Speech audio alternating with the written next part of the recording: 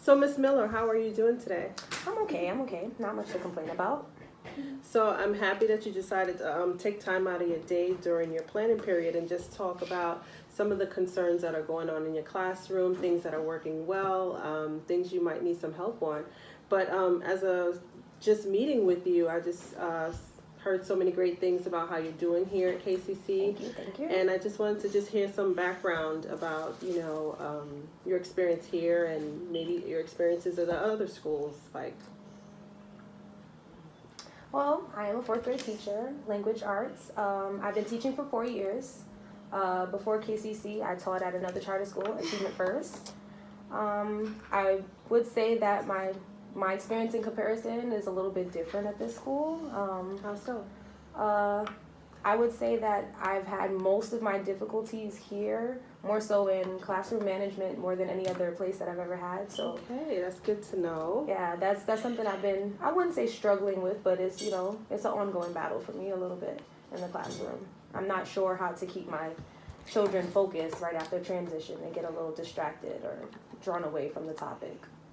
Okay, so we can definitely work on some ideas how to meet and change those concerns that you have into successes. Is there any other background information you'd like me to know about, what your specialty, what made you choose language arts? Well, I would say that I think that that's the bridge when it comes to these children because, yeah, you must learn math. There's a whole bunch of different subjects that you have to, what's the word?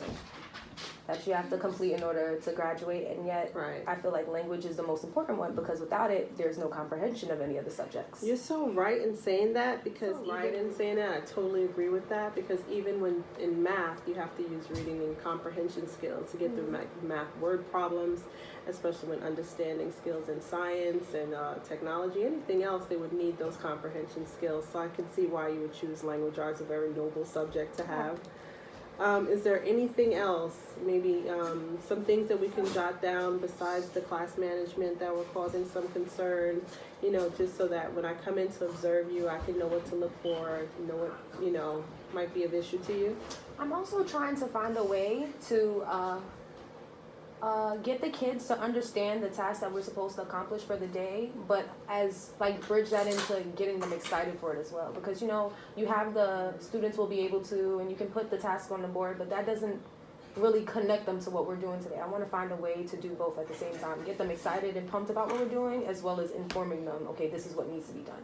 Okay, so we're looking at trying to increase student engagement, possibly starting something at the beginning of the lesson like a hook or something that can get them into the lesson before you even start.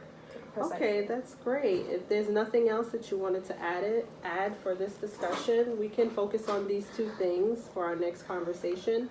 And I'll be able to come and observe you maybe sometime later this week. I can send you over a schedule of what I have open, and you can choose one of those time slots, and I'll be happy to come in and assist you and, just observe and see how things are working. Is that okay? Awesome, that'd be great. Thank you so much for meeting with me again today. Hi again. Hey.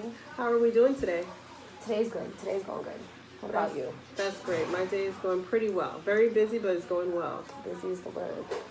So after observing in your class just yesterday, I'm glad we could meet right away so we can talk about some of the concerns or some of the great things that happened. I just wanted to let you know how I found your classroom to be very organized, very laid out, and I'm sure the students enjoy being in your room. How do you think that lesson that I observed went? How do you think it went and why? I think that the lesson went well. For the most part, I think I would sum it off as a success. The kids came in with a lot of energy. They were extremely engaged, which was a little mind-blowing to me almost, so that was a good thing. I actually did take your advice. I kind of used the hook to, reel them in the beginning, and I think that's really what got them pumped for the lesson for the day. Awesome. So I did notice that you did a positive. great hook, and they were pretty energized after the hook. Yeah, they enjoyed that. I showed the YouTube video. I just tried to use something that they were already familiar with, something that they would say, okay, cool, that's what we're doing today. I think that was it for them. It worked definitely. Okay. How do you know your students were successful with their lesson that you provided them with? Well, towards the end, I use the exit ticket. It's kind of like a way for me to just gauge where everyone is at. For the most part, I usually use maybe like 4 or 5 questions, just keeping it short so that it's not like a whole new task for them. They don't feel like it's a whole new thing, but at the same time, just getting across all the main points. And I got mostly 4s and 5s, so I was pretty confident about that. That makes me feel like they're going in the right direction. That's great because exit tickets do show whether the students got the information, whether they're able to recall it to you, whether they understood it, and you're able to get that information right away. Because it's such a small amount of time that it's used, it can give you a very quick assessment. Definitely. That's a great thing to use. If you were to teach this lesson again, how would you, or would you, change anything?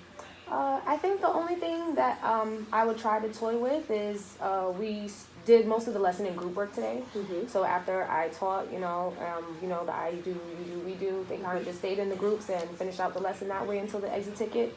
I feel like if I was to do the lesson over, I'd probably want to do independent work to see if they did grasp the idea, but on their own rather than, having to lean over to a partner like, hey, did you remember what you said about, I just want to make sure, like, that would just be my second stab at making sure they internalize exactly what I need them to internalize. Right. So along with the exit ticket, you would have wanted to add a small independent practice there just to ensure every individual got what they needed.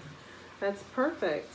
Would I be able to make a few suggestions at this point? Sure. Okay, so I noticed that during the transition time, like when you were moving from your lesson and showing them what you guys can do together, and you went on to your group work, because there was a lot of energy in the room. I did notice a few students who were off task. They got a little loud or whatever. So how would you solve this issue? What are some ideas that you can use to solve this issue with transition? Well, I think that if I stick to the idea of group work, it would be nice to have maybe like an elected person in the class. Because I realize during transitions, they do get loud, but it's harder for them to come back to focus if I had everyone do everything. Exactly. So if I have one person doing everything, even if it's just like one person per group, maybe.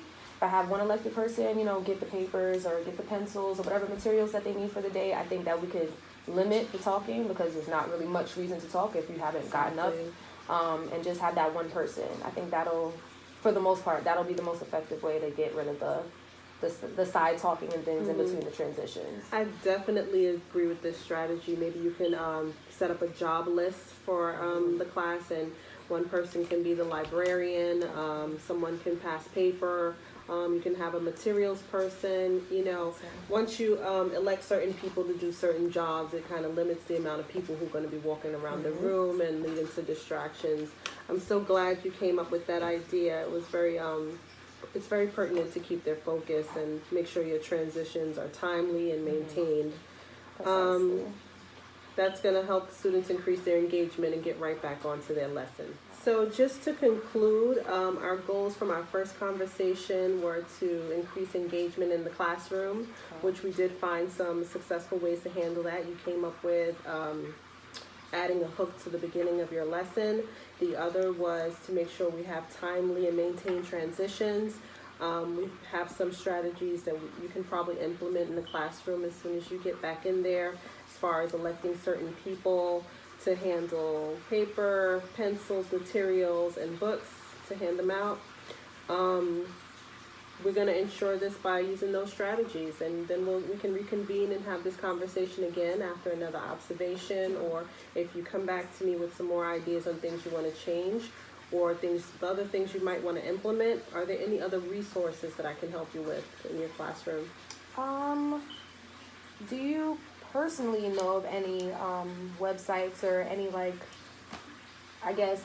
gaming, educational games that I can administer to them? Because I realize that that's worked in other people's classrooms. If the kids have a reason to get on the computers by the end of the day, they tend to be more focused on exactly what they need to actually get accomplished.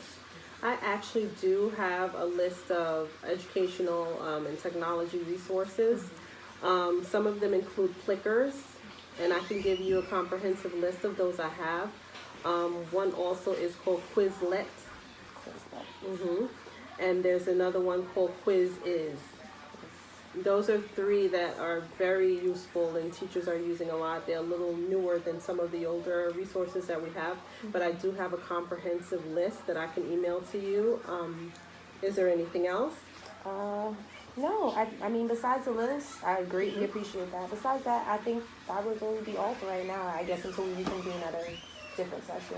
Great. Well, you know my door is always open, and you know you can email any other concerns you might have, and you know anytime you'd like to invite me back in, that would be great. It was very nice working with you on this project, and I hope you know your students increase their engagement even more and have even better transitions. Thank you. I really appreciate your feedback. Thank you so much.